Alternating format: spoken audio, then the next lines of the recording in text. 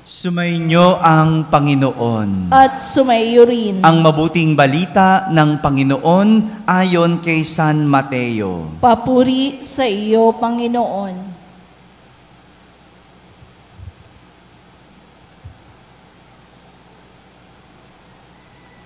Noong panahong iyon, sa paglalakad ni Jesus sa tabi ng lawa ng Galilea, nakita niya ang dalawang mangingisda, si Simon na tinatawag na Pedro at ang kapatid niyang si Andres. Sila'y naghahagis ng lambat. Sinabi niya sa kanila, "Sumunod kayo sa akin at gagawin ko kayong mamamalakaya ng mga tao." Noon di, iniwan nila ang kanilang mga lambat at sumunod kay Jesus. Nagpatuloy siya ng paglakad at nakita rin niya ang magkapatid na Santiago at Juan, mga anak ni Zebedeo. Sila ay nasa bangka kasama ang kanilang ama at naghahayuma ng lambat. Tinawag din sila ni Jesus. Agad nilang iniwan ang bangka at ang kanilang ama at sumunod kay Jesus. Mga kapatid, ang mabuting balita ng Panginoon. Pinupuri ka namin, Panginoong Jesucristo. Magsiupo po ang lahat at ating pakinggan ang homilya. Isang magandang umaga po sa inyong lahat. Magandang umaga rin po sa lahat ng mga nasa barangay na nakakapakinig ng ating banal na misa, sa lahat ng mga nasa tahanan na nagsisimba via online, at sa ating mga kababayan sa abroad. Kasama po kayo sa aming pagdiriwang ng banal na misa dito sa ating parokya. Ngayong araw na ito, ipinagdiriwang natin ang kapistahan ni San Andres, isang apostol ni Jesus. Kasama ng kapistahan ni San Andres, pinagdiriwang din natin ang araw ni Andres Bonifacio. Saan niya kinuha pangalan niya? Alam na natin, di ba? Mas nauna naman si San Andres. Ngunit ang pinagkaiba ng dalawang taong ito, si San Andres ay namatay para sa pananampalataya. Si Andres Bonifacio namatay para sa bayan, para sa ating bansa. Ipinapakilala sa atin ng ating ebanghelyo na si San Andres ay kapatid ni Pedro. Kapatid ni Pedro. At gaya ng kanyang kapatid, si San Andres ay isang mangingisda. Ayon sa ating ebanghelyo, ayon kay San Mateo, naghagis ng kanilang lambat ang magkapatid nang tawagin sila ni Jesus. Sinabi sa kanila ni Jesus, "Sumunod kayo sa akin at gagawin ko kayong mamamalakaya ng tao." Noon di, iniwan nila ang kanilang lambat at sumunod kay Jesus. Meron pong tatlong magagandang katangian bilang alagad itong si San Andres na maaari nating matutunan upang tayo rin, harinawa sa huli, maging mabuting alagad ni Jesus. Tatlong katangian. No? Kung gusto mong maging alagad ni Jesus, mabuting alagad ni Jesus, taglayin mo ang tatlong katangiang ito. Una, iniwan ni San Andres ang kanyang kabuhayan. Sabihin nyo nga po, kabuhayan. Pagkatawag pa lang ni Jesus sa kanilang magkapatid, walang pag-aalinlangan, iniwan nila ang kanilang lambat. Ito ang isang katangian ng pagiging alagad ni Jesus. ang kayang iwan ang kanyang kabuhayan. Ang tao, naghahanap buhay para mabuhay. Tama? Sino po dito walang hanap buhay pero nabubuhay? Taas niya ang kamay. Wow, sana all. Oh, sana ganun kasarap ang buhay, no? Yung hindi mo kailangang maghanap buhay pero nabubuhay. Oh, naghahanap buhay tayo para mabuhay. Kaya naman, ang iwan ang kabuhayan para sa Diyos ay nagpapakita na sa Diyos sapat tayong mabuhay. Ang pag-iwan sa hanap buhay ay nagpapakita na sa Diyos sapat tayong mabuhay. Ito ang pagiging alagad.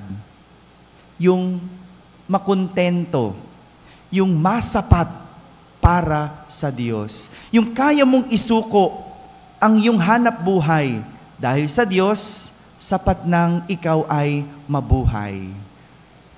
Ganyan ang pagiging alagad.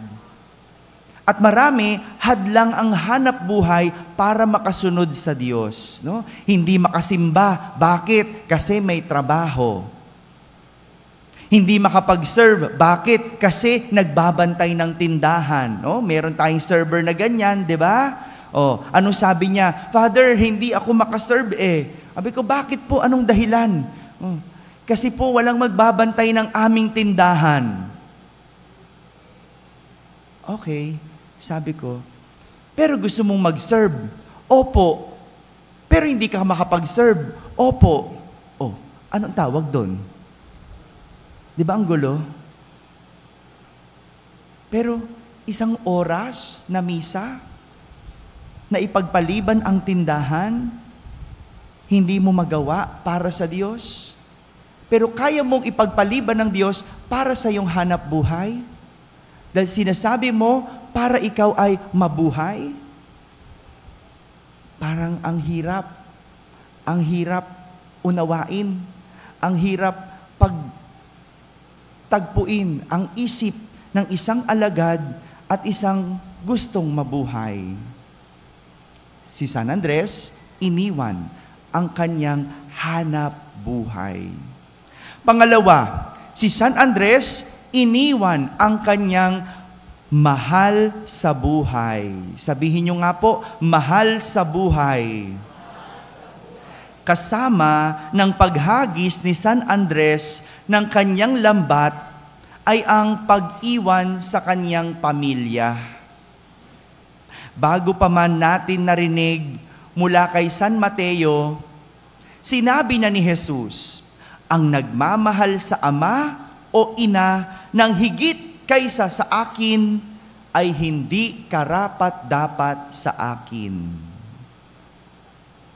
Bago pa yan na sabi ni San Mateo tungkol kay Jesus, na ipakita na ni San Andres na kaya niyang iwan ang mga mahal niya sa buhay para kay Jesus. Ibig sabihin ba nun, Father, masamang mahalin ang magulang? Masamang mahalin ang pamilya? Ang mga kapatid? Hindi po ito usapin kung ano ang masama. Usapin ito kung ano ang mas higit na mabuti. Sadyang sa buhay, may hierarchy. Alam niyo hierarchy? Merong mas nauuna at merong mas nahuhuli. May pagkakasunod-sunod. Hindi pwedeng pantay-pantay. Talagang ganun. Meron ka dapat mas mahal. At ang sinasabi lang naman ni Jesus, ang umiibig sa kanyang mga magulang ng higit sa kanya ay hindi karapat-dapat sa kanya. So sino dapat ang higit? Hello. Si Jesus. Wala nang iba. Kahit pa magulang mo, mas dapat higit ang Diyos.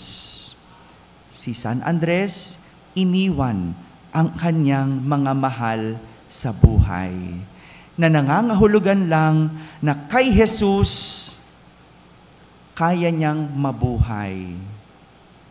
Higit si Jesus sa mga mahal niya sa buhay.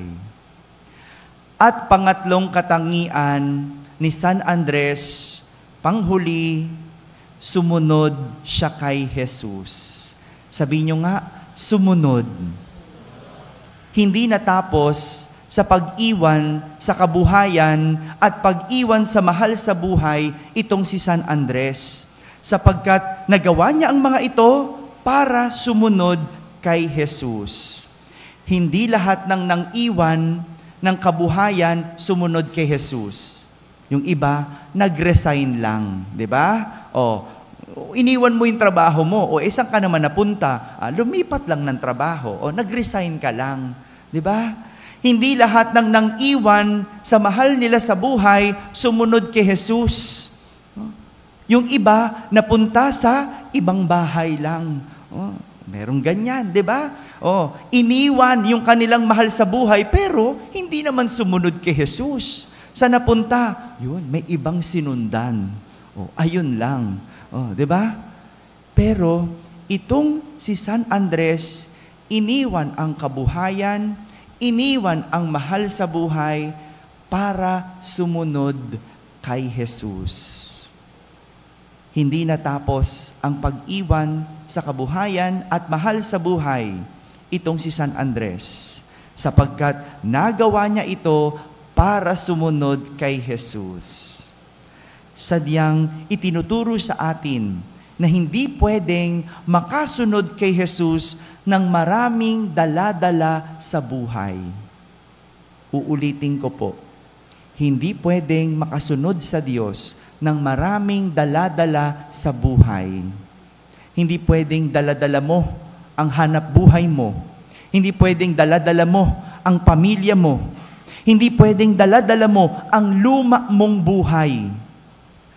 Sapagkat para makasunod kay Jesus ng buo, siya lang ang dapat sa ating buhay.